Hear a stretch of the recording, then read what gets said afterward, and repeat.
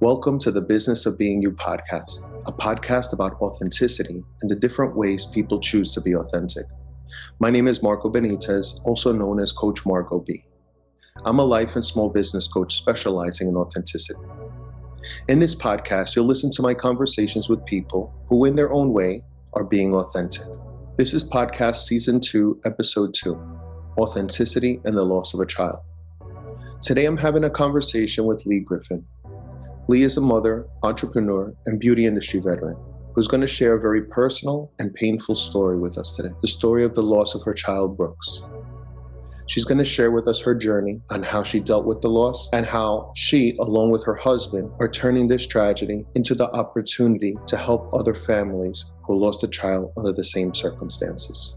I'm very grateful to have this conversation with Leigh, and I hope that you find something of value. Hi, Marco. Thank you so much for having me.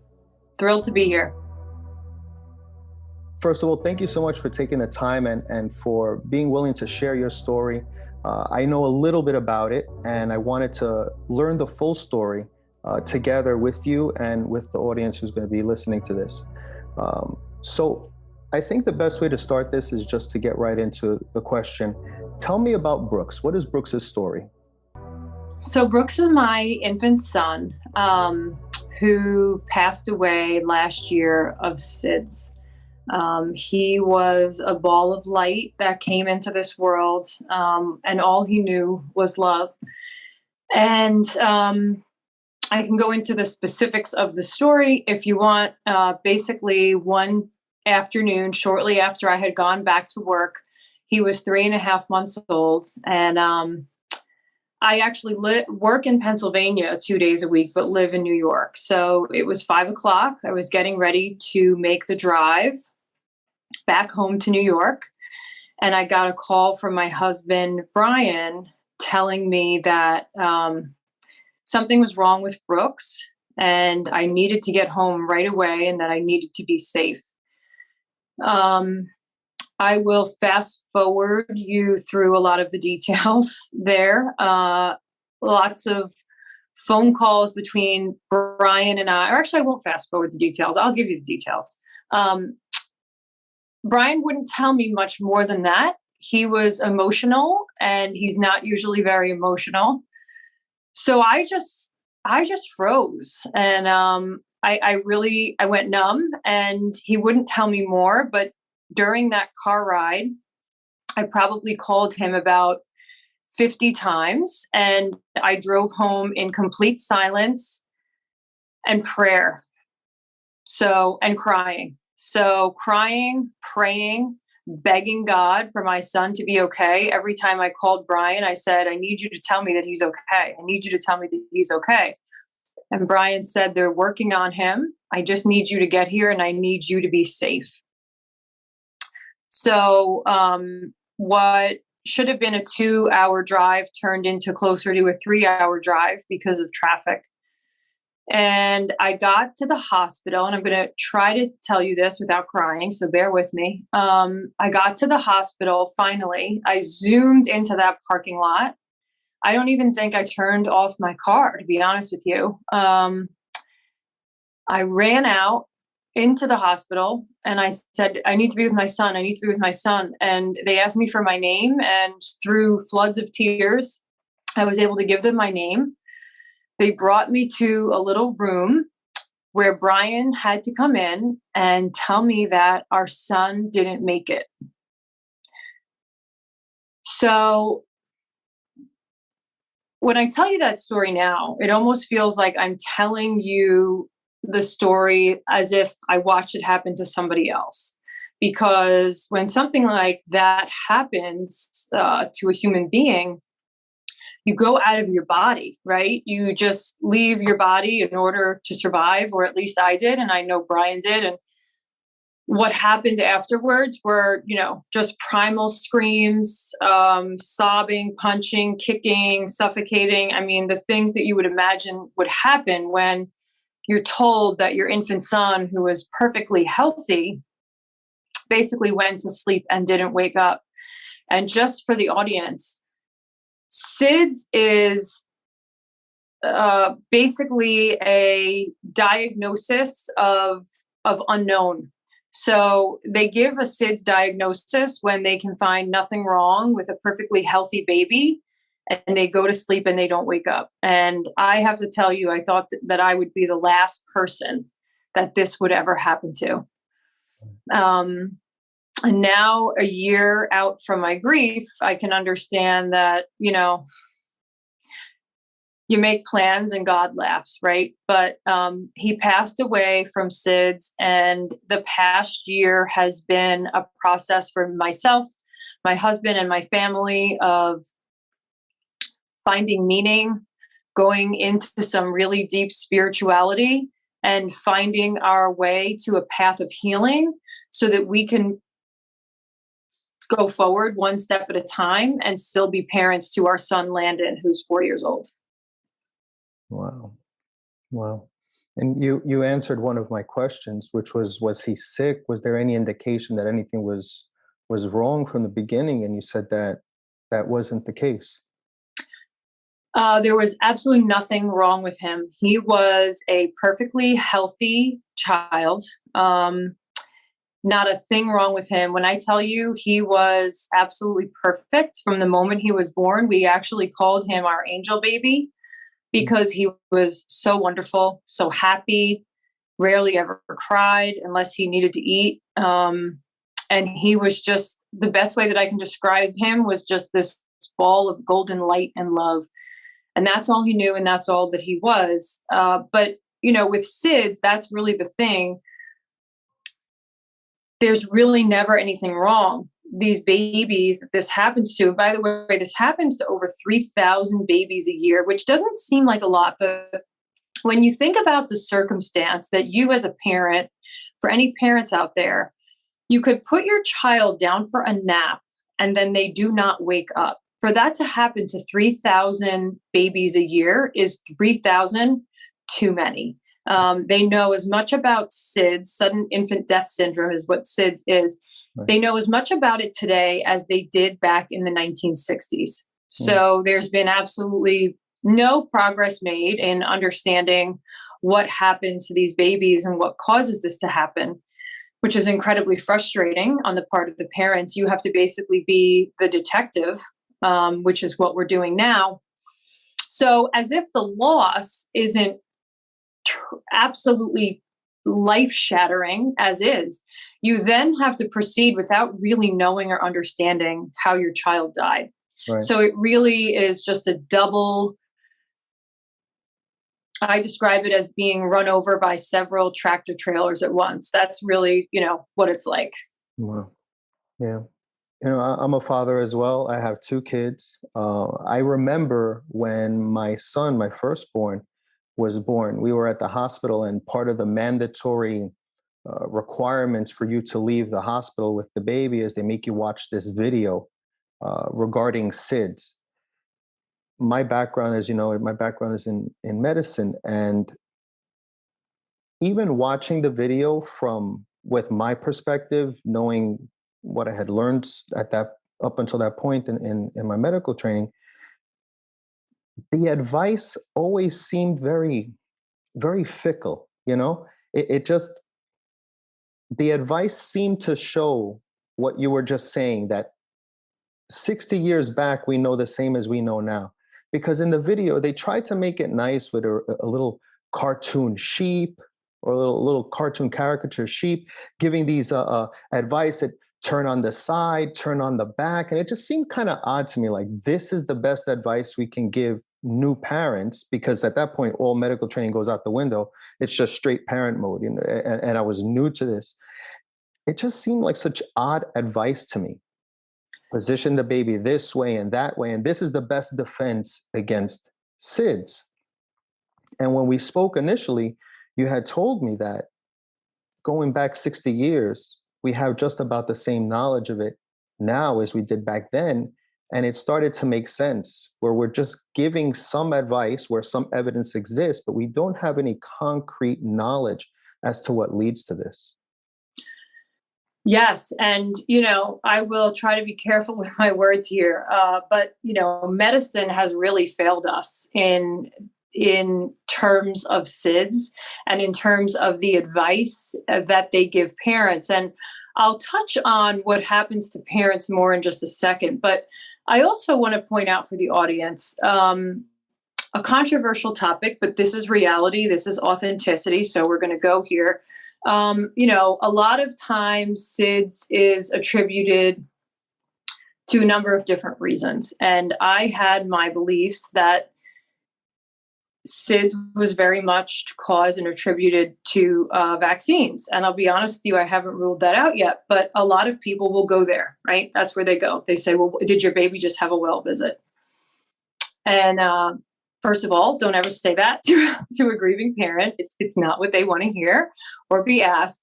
But I will share, just because it's been asked of me. So for anybody in the audience that is wondering, I have my thoughts on vaccines. I'm not a proponent of them for reasons that I have. My husband viewed the situation differently. So what we did is agreed to do a spaced out schedule on the vaccines, and Brooks didn't have any at birth whatsoever. And he did have one shot, the DTaP, 3 weeks before he passed. So we don't know. There is no unbiased studies that have been done to rule out that vaccines could be a contributing factor to SIDS. The evidence is just not there, for better or for worse.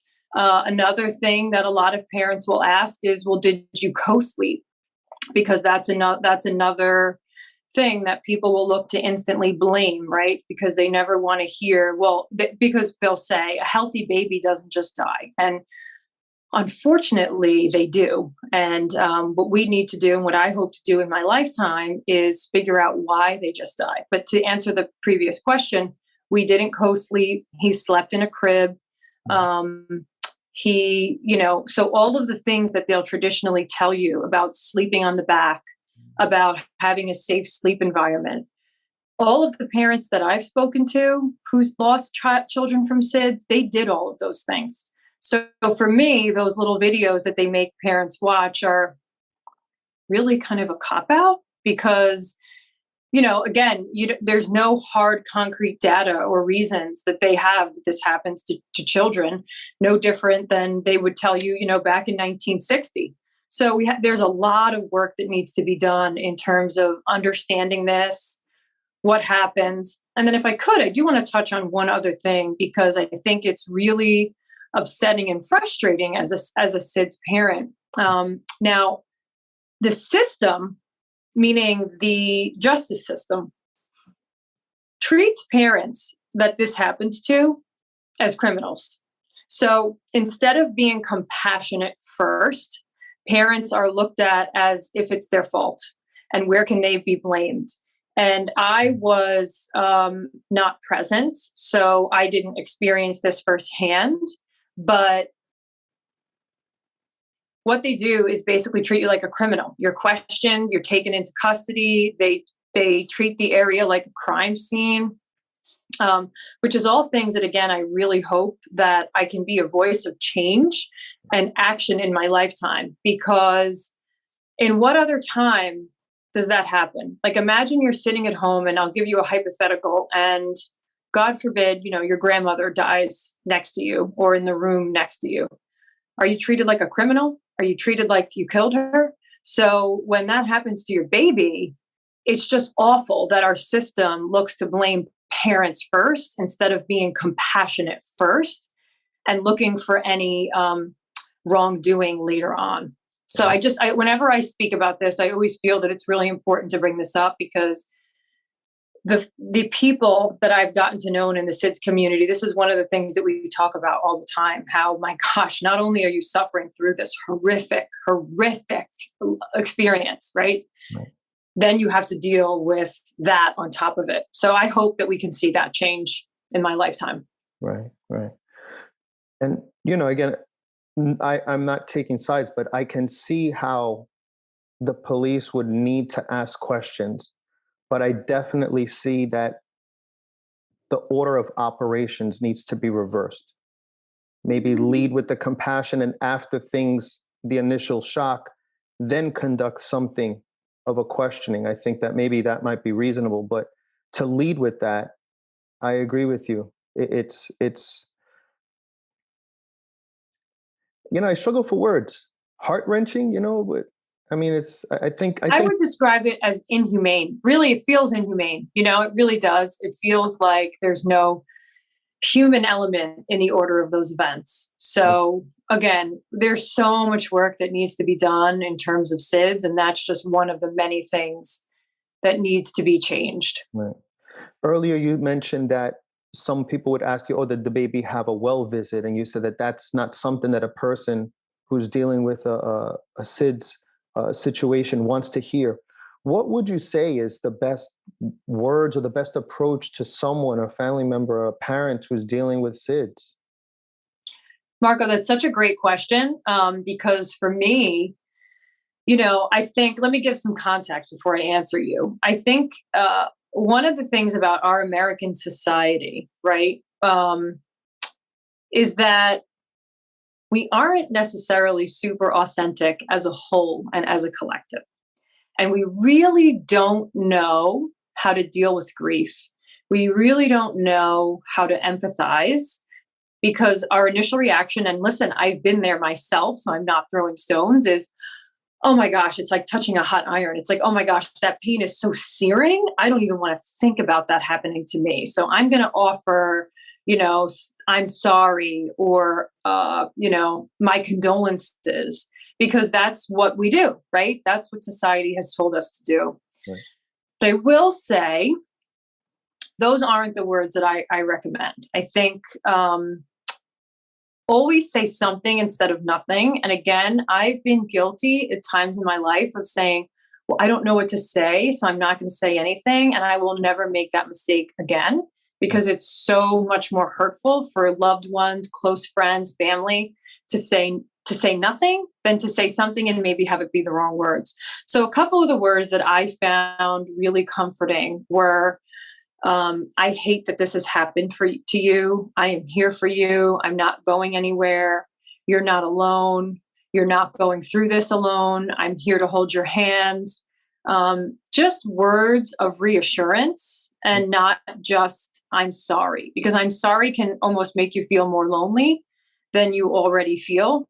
So offering compassion, offering empathy, offering assistance, and just really being there and being present for someone who's experiencing such a deep loss can be so, so, so helpful for them. Right, right. Yeah, I think that moments like that, it makes everyone uncomfortable. I've been around a lot of situations where I've had to give some bad news, and I don't know what to say. I'm still uncomfortable at wakes. And someone asked me one time, "But you've been in the medical field for so many." I'm like, I know. It's just I don't know what to say. When I was thinking about what you were saying, what came to mind, what I would have said, oh, the words I think maybe would make sense would just be, I don't know what to say, but I'm here in any way that you need me to be. There you go. That's perfect. Yeah. Sometimes less is more. I had a conversation recently. One of our previous episodes was with a conversation coach, the communication coach. And his first advice with having authentic conversations with people, he says, just keep it simple and be okay with silence. And that was a big one. Be okay with silence. And it seems that may also be okay in this situation. Maybe just sitting with the person, and it's okay to not say anything, but I think the energy and the presence serves to communicate the intention. Right. Absolutely. I would agree with that. And just to kind of reframe what I had said before, by saying nothing, what I mean is, if you see a person after they've experienced a loss like this, like let's say a month later, right? It's so much better to say like what you said, which is, I don't know what to say, but I'm here. I'm here. I love you. You're not alone, than to just pretend like nothing has happened to them. Because when someone loses a child, their whole entire world changes. Their whole entire identity is different. Right. And so to pretend like it never happened is definitely hurtful, and definitely can serve as a problem for that relationship going forward. I've been there. It's happened. So I'm speaking from experience. Right. How did you begin to process the loss? So that's another great question. First is shock. First is just utter shock and devastation. And you sit with that for a little while and you marinate on it and you can stay there. It's really easy, I think, to stay there and have the grief pull you down and keep you down and possibly keep you down forever. My husband and I were really fortunate to have family around us and immediately get into therapy. So, grief counseling, marriage counseling, personal counseling, because another thing, a statistic, is that when you lose a child, 80% of marriages end up in divorce because you're dealing with such tragedy, such life altering, identity shifting tragedy that you become different people. And oftentimes spouses can take their anger and their grief out on one another. And one of the things that was really important for Brian and I to identify early on, and it was not easy at all, is that we wanted to keep our family together because our son Landon had already lost so much. Right. So to answer your question, it was really having a support system around me with my family, with friends, with work, being very patient, to allow us to slowly grab on to these older parts of our identities while we had to rebuild the new ones. And having that support system, ultimately, when I look back, is what gave us the strength to put one foot in front of the other, because that's really all that you can do. One foot in front of the other, 1 minute at a time, one day at a time. Right. And that's how we've survived and gotten to, where we are now, which is about a year out from the loss of our son. Right. When was the date that he passed? May 20th. May 20th. Wow. On the topic of authenticity and dealing with a loss, have you found that there's different versions of your authentic self, or that going through something like this reveals a new facet of one authentic self that you've always been? So I would say the answer to that question is both. It's twofold. Because I've always really considered myself a very authentic person, Marco. It's one of the things that I've prided myself on, for better or for worse. Anybody who knows me knows that I'm a Taurus, and I am authentic, sometimes to a fault. But I will tell you that the loss of my son broke me open, and I think my husband would probably say the same for himself.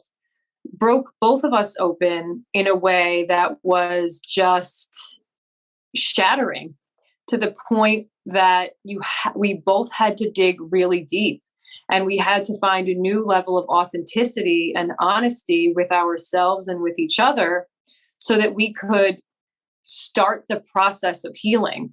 And I think that comes with wanting to do that, because I'll tell you, it's not easy. It's really not easy to be in this therapy and be confronted with these questions and these challenges of having to really dig deep in order to stay on the healing process. But I think when you do make those choices, ultimately, you don't really have a choice, right? Unless you want to stay in bed forever and let that grief drown you, you have to lean into this new version of yourself and this new authenticity so that you can create a new life and create new friendships and new relationships, because you're a different person ultimately, right? You are a different version of yourself. So I would say the answer to that question is multifaceted. Right. And your son Landon, he's a little older than Brooks. He is. So he turned 4 in January. And he was 3.5 when all of this happened. And talking about him is where I'm going to get very emotional, because, as a parent, I'm sure you can empathize here. you know, when your child is hurting, it's like your own pain is nothing. It's like however bad your own pain is, you can just kick it to the curb, because when you see your child hurting, it just takes pain, the definition of pain, to a whole new level. So he was 3.5 when his brother passed, and it's been really hard for him, because at 3.5 you don't really understand the concept and the permanence of death. So he will ask us questions like, where is heaven? Can I take a plane there? Why isn't Brooks coming back? And again, we've been really fortunate to have wonderful therapists that we've met and that the universe has brought us together with, for ourselves and for our son, to again just assist in that healing process. But his grief has been a really tough pill for me to swallow, because as a parent, all you want to do is fix it for your children. You want to make it better. You want to make it okay. And, when you can't, and your young child is confronted with this serious subject that you can't even understand, let alone help them really to understand, it's really very challenging, but I will say that we have chosen to lean into creating these new authentic versions of ourselves. We've chosen to lean in deeply to spiritual healing. We've chosen to lean in deeply to a greater meaning here in life and our soul's purpose and what we're here to do. And that has brought us so much peace in a way that we didn't think that we would ever really be able to find again, if that makes sense. Yeah. Yeah. So how are you navigating, or how did you navigate being a mother to Landon, a wife to your husband, and also connecting with yourself? Because it sounds like the way I describe it is psychological noise. There's just so much psychological noise going on, but each one of those different roles requires a different amount of attention and a different type of attention. How did you navigate getting back into that? One step at a time is really how I did it. And I was really blessed, like I said, to have a support system around me that offered me some really great advice of, you have to be gentle on yourself. I'm the type of person that is used to going 0 to 100, and there's no in between. And with this, it was literally one step at a time, Marco. It was lots of communication, lots of deep communication and understanding between Brian and I that we did not have before, of understanding how a man grieves very differently than a woman, and how if you don't have that communication and that understanding, ultimately it's going to tear your relationship down. So, Brian has been incredible and supportive. And, Landon, my son, brings me such joy, I call him my savior, because without him, I wouldn't have had that reason, that force that I needed to get out of bed every day, So, took me a really long time, but finding the gratitude in the moments that you can, leaning in, like I said, to that spiritual understanding of life, and taking things really slowly and really gently.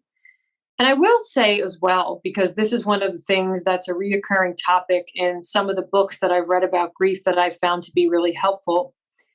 Ultimately, it was a choice. Ultimately, I wanted to make the choice, as did my husband, to continue on and be a parent for our son. Because I'll tell you, there's two choices when something like this happens to you. You can either be weighed down by this human grief and this sadness, and it's really easy to do that, like I said, but you're faced with a choice ultimately.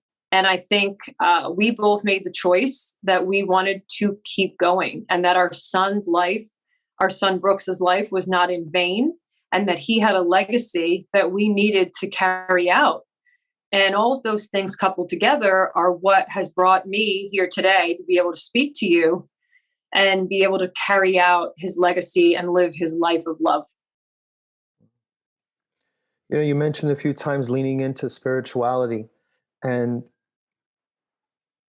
it seems like it may bring up some difficult, it sounds like it may be difficult to reconcile a loving God with such horrible situations. Have you found that the spirituality was tumultuous in the beginning? Was it always an understanding that there's a bigger master plan in play? Or is it something that you're still trying to understand? So 100% absolutely, it has been a challenge to get here. And I do want to just clarify. So when I say spirituality, I don't ultimately just mean religion. I was raised as a Christian Catholic, went to Catholic school, but as I have evolved as a human, I've tailored my beliefs to what suits me and where I am in life right now. So I think one of the challenges that you'll immediately face, and that I faced in the days right after this happened, is that how could this happen? How could God let this happen to me? But, with the years hindsight and many teachings from different spiritual teachers, not just religious, I'm talking mediums, I'm talking spiritual healers, I'm talking intuitives. It's allowed me to see life from the bird's eye view, which is that we are all here and divinely connected to one another.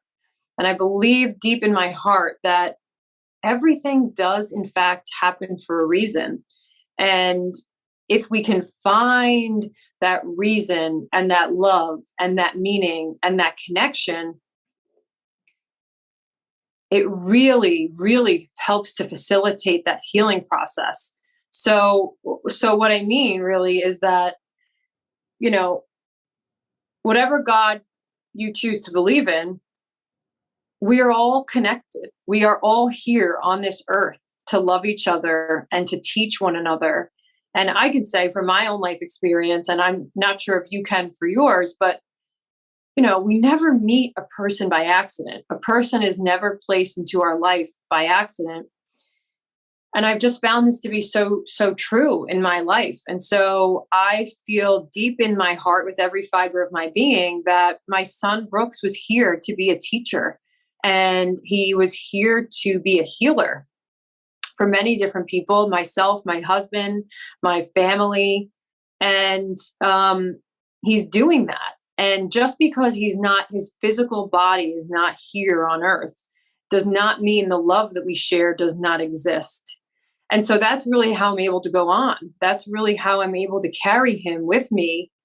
And that's not to say that I don't have my moments or my days where I am just dragged down by that human sadness and that human grief. But I always go back to, I'm not in control. I am not God. I am not the one who is orchestrating these things. And what I need to do is lean into love and carry out, like I said, this legacy that he came to earth to achieve. And to some people, they you might be saying she's crazy, and that's fine. I get it, but that this is one of these profound changes that this loss has had within me. I just have this deep knowing that there's so much more to this life than what we see every day and the hamster wheel that we all run around on. It's so much bigger and greater than that. Right, right. You mentioned Brooks was a teacher. What's the lessons that he's teaching? So he will be teaching lessons until I think myself and my husband are gone off of this earth and we've joined him again. But he has taught, he teaches me things every single day, but I'll just give you a couple of the things that he's come here to teach. First of all, he's come here to teach love. And I think when people hear that, they don't really think about that deeply. They think about it in a sense of love. Okay, it's a fleeting emotion, right? But No, it's a choice and it's a way of being in life and in the world. Because when I think of my son, Brooks, all he knew was love. All he knew was happiness. All he knew was joy. And that's what he shared with every single person that met him and got to be in his presence. So he has taught us, number one, to give love in every opportunity that you can in life. Number two is that your time here is not unlimited. Your time here on earth is short, and you never know when it's going to be your last day. And I think that that is a reality that so many of us don't put together in our day-to-day life. We hear it, Yeah. but do we really absorb it? Do we really understand that tomorrow is not promised? So the small things that we stress about today are not worth it. Are you spending time with your family? Are you doing things that are making you happy, that are making you feel alive? These are the things that matter. And I think if you speak to anybody that has experienced deep loss, they will probably tell you the same things, right? Tomorrow is not promised. Time is such a precious commodity, and we never know when we're going to run out of it.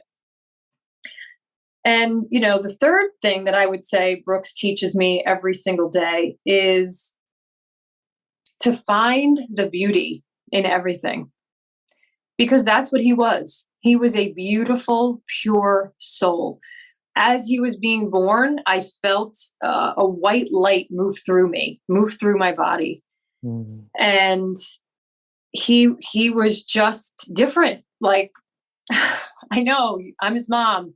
Of course I'm going to say that, but he was different. So find the beauty in the time that we have here on this earth and enjoy it. And don't take anything or anyone for granted, because it could be the last time you speak to them. It could be the last time you hug them.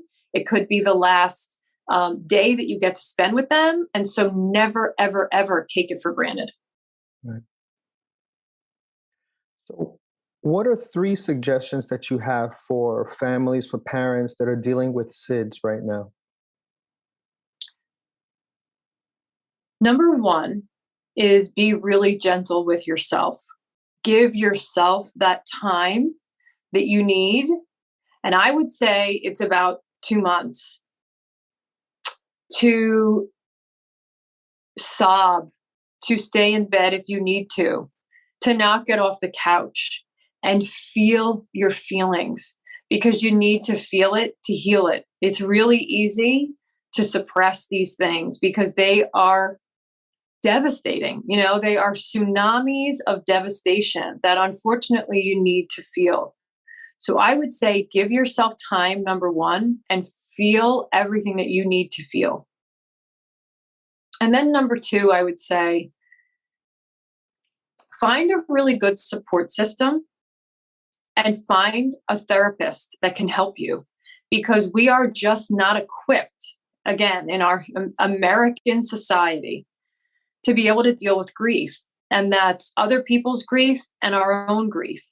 So I found it really beneficial to find a professional that could help me to understand how I was feeling, how my feelings were going to affect my relationships, things that I could do to help with those feelings, manage them, and feel them, like I said, because you need to feel it in order to get onto that path of healing. And then the third thing I would say is really make that choice every day that you want to move forward, because the person that you have lost that's on the other side wants you to do that. They don't want you to stay here on earth in a state of suffering forever. So find a picture of them, find several pictures of them, put them around you in your bedroom, wherever it might be. And whenever you look at them, make that commitment to yourself and to them that you're going to do everything in your power to keep going and live the fullest life that you can. And if that means carrying out their legacy, and if that means making sure people speak their name forever and don't forget it, that's wonderful. But make that commitment to yourself that you're going to keep going. And lastly, I would say this is four, but I have to add it in. The fourth thing is find a medium, a good medium, because it will completely shift your perspective, and it will, again, just be so profound if you find a really good one, like Brian and I were so fortunate to do. It's incredible, and some people really do have amazing gifts to be able to connect over to the other side. And Brian will even say that the medium has been Brian's my husband, has been the most profound part of his healing process. So those are four things. Sorry, I know I was going to keep it to three. No, it's okay. Everybody likes bonuses. How have you chosen to keep Brooke's memory alive? So we've actually started an organization called Brooks's Mission, because we do feel that he came to Earth with a mission, and we want to carry that out. So we've started this organization called Brooks's Mission, and what we really want to do is help families that are in that situation that we just spoke of. So losing a child to SIDS, losing a child in late-term pregnancy. The reality is you are faced with this unspeakable, unimaginable tragedy. And then you have the bills coming in, likely from your child's birth, or the bills coming in for your child's funeral. And no parent should ever have those things coming in at once. Yeah, you told me that was unbelievable. Never crossed my mind, because Oh, yeah. so close to the time frame, and these bills come out later. That's horrible. It's so painful. I personally, when you told me that, it really had me thinking there should be some law that helps families in these situations where if they deem that the passing of the infant is from SIDS, there should be some kind of law or grant to provide them financial relief from those bills. I 100% agree with you. But if we start talking about the government and their inefficiencies, we'd be here until 2070.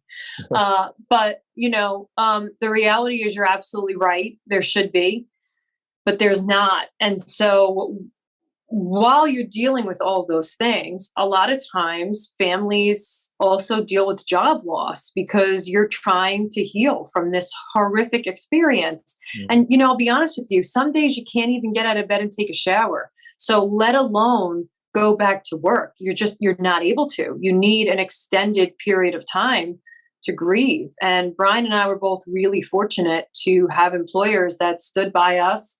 I work at Doll 10 Beauty, and Brian works at Takeda, and they were both just incredible. So I feel the need to shout them out by name, because when businesses do the right thing by their people, I think that that's a rare thing, in today's crazy world that we live in. And they really gave us the time that we needed to grieve and to mourn and to keep a paycheck coming in and to have a job to go back to. So what we want to do with Brooks's Mission is not so much in the way of funding SIDS research, because that's been going on for years through tax dollars, and there's little to no progress that has been made, which is really very frustrating on a number of levels, not for this podcast. But what we want to do is help families. So with therapy bills, with funeral costs, with, maybe it's just the groceries for a month. Maybe it's the mortgage for a month. These are things that will give families a fighting chance to stay intact, to stay together, and ultimately, hopefully get them on that path towards healing. So that's what we're looking to do with Brooks's Mission. And we've actually just partnered with another organization called Emma's Footprints that has the same goals and alignments that we do. And we'll be working with them closely. And they have an incredible infrastructure to just help families that are dealing with this horrendous, tragic, life-altering, shattering loss. Right. If someone wants to turn their grief, their loss into something positive, the way you and your husband Brian have done with Brooks's Mission, and that's their way of being authentic, what advice would you have for them to get started, to get into action? I'm so happy you asked this question. And again, I do feel like I need to give a little bit of context before I answer you. So it goes back to how men and women grieve really differently. And I think I told you when we spoke on the phone that this Brooks's mission has really been largely my husband's doing up until recently, because as a woman, I grieved by going inward, by crying, by, holding on to Brooks's blankets and needing to really just be deeply in my feelings and my emotions. Men biologically are not wired that way. And so, again, if you take nothing away from this, take away that men and women grieve differently. And if you lose a child, you need to understand that if you want to save your relationship. So this was one of the things, creating this organization was one of the things that Brian wanted to do as part of his grieving process. He wanted to throw himself into this as his way of honoring Brooks's life and his legacy. And he's done such an incredible job with it. And I'm now finally just in a place where I can contribute and I can be there and I can support him and help with our events and our planning and things like that. I will say, to answer your question, give yourself time and wait until you're really ready. For me, it was a different place than when Brian was ready. And wait until you're really ready.